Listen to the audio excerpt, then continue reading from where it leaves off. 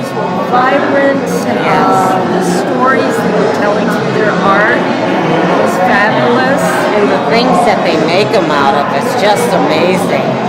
How did you like today's show? It was awesome. I really liked it. It was great. Wonderful to see the talent that is out there in the community. It was more than I expected. We did ride our bikes here. We took the energy with us to this art gallery.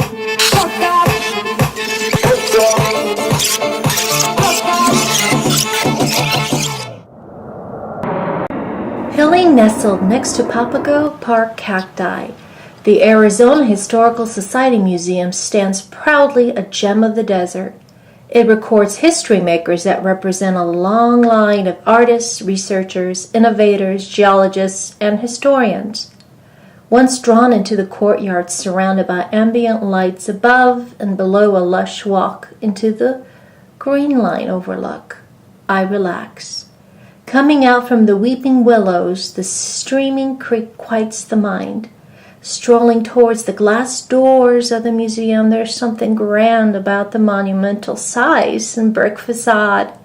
There is something phenomenal about their current show, Second Life, a CALACA cultural exhibition. I started actually the organization CALACA, C-A-L-A-C-A, about 10 years ago, and it was because there was a need at that time of facing Latino artists here in the Valley, in Arizona, and there were no or very few organizations that were doing that. So then I created this organization for that in the first year, and it transformed to a different organization in the second year, where we actually had a vision and developing a Latino cultural center that will represent statewide in terms of Latino artists. And so it took me years to put together actually a group. And now you have actually a small cultural center in downtown Phoenix called CALACA. Tell us about the title, Second Life. How did you come about it? Well, I had two exhibitions. This one and another one, Phoenix, that is the same thing, Second Life, but it was in Spanish, Segunda Vida. And basically it's a take on how we as individuals sometimes we come back second life or third life, fourth life, using the recycle part of not only from ourselves, but also how we create art. And I'm an artist that always use recycled material to create something else. What does Second Life mean to you guys personally? Moving on and going into the other worlds. I would like to believe that there is a second life. I don't want to believe that this is all there is, because it has to get better. I take it to the heart. It's just an opening for time to travel, and we're all on our way. How do you go about picking the talent for your next show? It's a freestyle. They can do sculptures, they can do painting, they can do three-dimensional, two-dimensional, so it's up to them. And if I like what they're creating, then I invite them to basically be part of the show. What's your secret to success as an artist? Persistence. What would you tell artists who are just starting out? To be persistent, basically. Because I see many artists where they start and then they stop, because it is hard being an artist. It's not easy. So they have to be persistent. 12 artists, 12 life lessons, and the Day of the Dead comes alive to the world of the living. On the 24th of October, the opening reception welcomed the public with open arms and skulls. Tell us about your piece here. My piece is called Dental Day of the Dead, and it is, well, it has a saying, I wish I would have flossed, because I wish I would have earlier in my life. It's made out of, I sculpted it out of cardboard and paper mache. Recycled part is used birdseed bags. tag wild bird seed, and I call it upholstered the outside, the back, the sides with a birdseed bag. This piece sells. Half of the proceeds are going to be donated to someone to help them pay their dental bill or to get to the dentist. And the other half is going to be to pay my dental bill. I love that it's called Second Life. First of all, because all the pieces are repurposed or recycled materials, but also for me personally, it's like Second Life is sort of like second chance, and that's what's happening with my art. You know, at 53, I'm starting my art career, and so Second Life also is it's a spiritual statement for me. Tell us what you like about this piece. You know, I think like for me, any really good art is just that it's compelling, and when I looked at it, it drew me in, particularly the coins, and then looking at the materials, and it's archival ink on yucca, and I just feel a attraction to natural things. What does the title Second Life mean to you personally? It goes with recycling, meaning really the proper use of things, where you can use them over and over, including us as human beings. You know, we're whether you believe, you know, dust to dust or that your spirit recycles. I think Second Life is just a wonderful embrace of all the things that regenerate and just continue. I love this piece by Margaret Williams. It really personifies Day of the Dead. The Dead, to me, being Chicana, did not grow up with celebrating Day of the Dead as a young girl. However, as I grew up and I realized that we were celebrating it all the time because we always believed that our ancestors or those who that passed before us, we could always still speak to them and talk to them. That is what Day of the Dead means to me. It's kind of a look at the reality of the violence of the border. It's economics. We deal with the economics and the political issues in terms of gun control and drug control. We start addressing some of those things, the violence will go away. Segundo vida, which means second life. This particular piece deals with border issues. The reality, the violence, the drugs, and the reason why we do have problems in the border. These are primarily all recycled items. And I've always imagined the two pieces going together somehow. I wasn't exactly sure how I wanted to do it, but the idea of the piece was almost like an explosion of a thought, kind of. That's what I got. Second Life is actually, it's recycling. I took it as recycling. I guess that's what a lot of people took it as. And so what I had is I actually had all this at my house, and I'm a garbage collector. So what I do is I originally someone gave me like this old beat up Halloween decoration, and then this cactus here, the Acatillo, was actually in my backyard, and my dog destroyed it within weeks of actually having it. And I've always imagined the two pieces going together somehow. Thoughts are natural.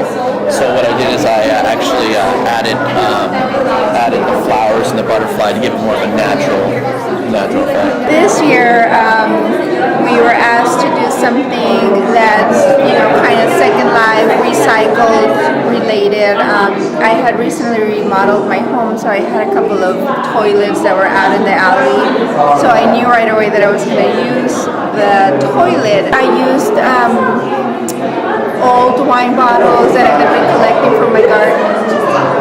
My son's been collecting aluminum tops, and so I used that. And then the very special piece are actually the flowers. They're from a cemetery, so they're discarded flowers. I have a son that died, some 15 years ago, so it's a cemetery that I'm very, familiar with, and So in a way, I kind of feel that, all my family, my 2 children contributed to that piece. Second Life, I started doing some research on how we discard items, especially the toy lids. They're non-recyclable, so they really are just kind of going into the landfill, and we're not doing anything with it. So, Second Life allowed this toy lid in particular to at least have use after it no longer is usable in our home.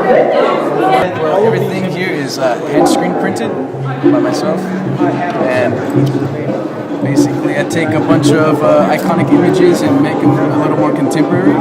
It's a little more urban. Cool stuff. What does the show's title, Second Life, mean to you personally? It means to me is a death and a rebirth. So a death of the old me and a second life, second chance. So another way for me to revamp myself and get out in the world.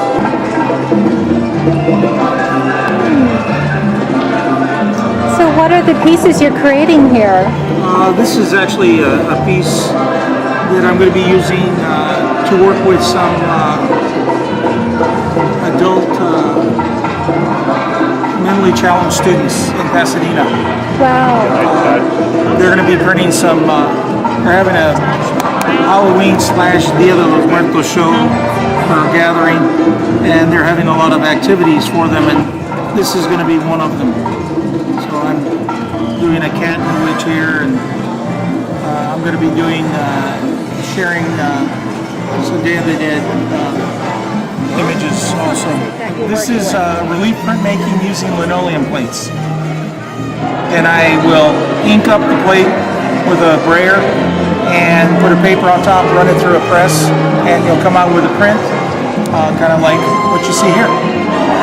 Show's title, Second Life, mean to you? It means a rebirth, a rethinking of who you are, where you came from.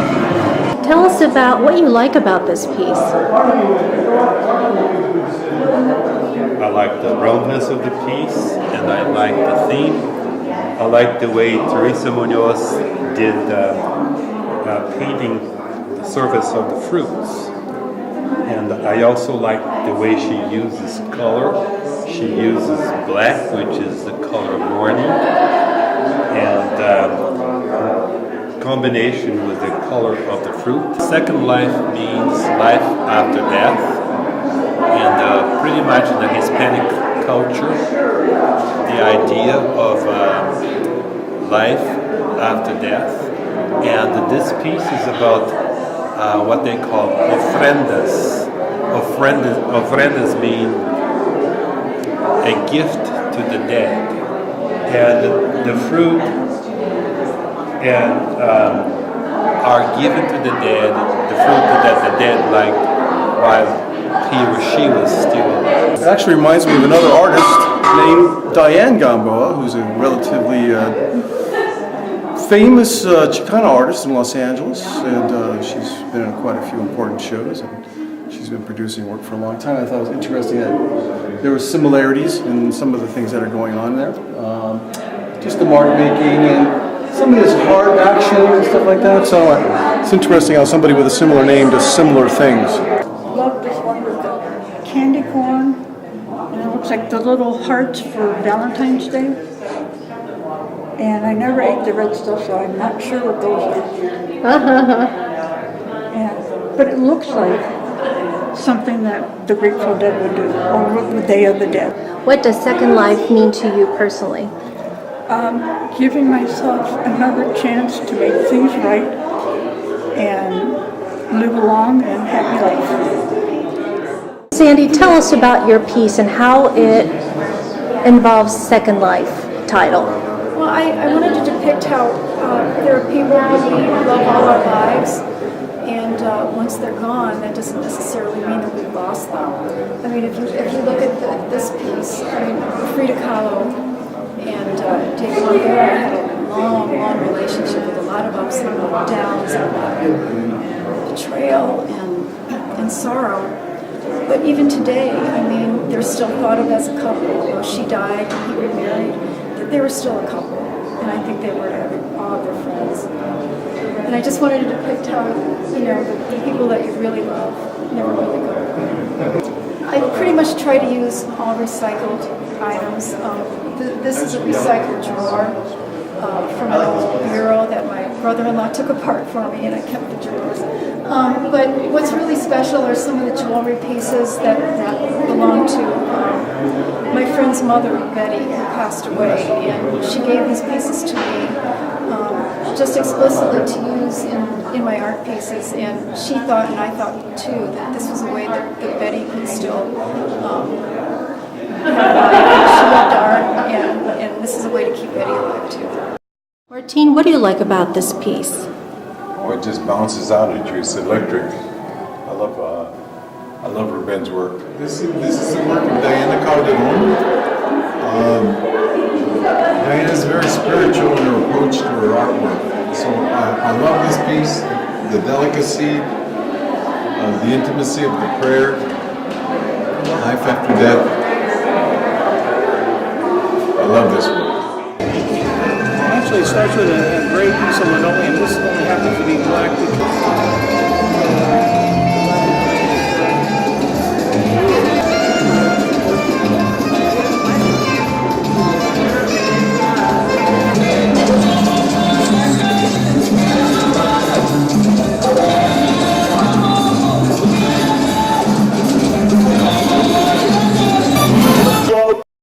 The exhibition transforms me. The phenomenal gift of life, the gift of paying respect to our beloved ones who passed on. The gift of the CALACA artist to symbolically and brilliantly through the creative innovations suggest life after death. Being alive today, what are you grateful for? Grateful for my friends. I'm grateful for my opportunities that I'm having with being able to display my work now. I'm grateful for my adult children. I'm grateful for my family. Well, today would have been my mother's 83rd birthday, so today in particular I'm grateful for her giving me life. The opportunity to create, working with CALACA. I've had a history with them, and I'll be at the Herd Museum, Spanish Market. I am grateful for everything. I'm grateful for life in general. I'm grateful to be, every day above ground is a good day to me. I'm grateful for my loving wife, my 2 dogs, and the opportunity that I'm actually getting ready, just for example today, I'm very happy that I'm actually able to share my artwork with people. I'm able to have moments with my family. I know that's cliche, we probably all say that, but I know I've had a lot of close family members die or passed away, so I'm very familiar with what it feels like, being in that space when you're grieving and just being able to experience life with my family. It's something that I'm grateful for. Everything. Blessed every day. I'm grateful for my other knee because I fell and hurt one knee. So I'm grateful that I can still walk. Everything. My friends, family, and the friends I have yet to meet. It seems like every time I turn around, if I think I have been shorthanded in some way, I see somebody who has even less to deal with as far as be it material, spiritual, or emotional, or whatever. So if I take a second to look around, I just say, I'm fine, I'm doing good. That I'm be able to help other people take their vision to a different level. That's a cool skull.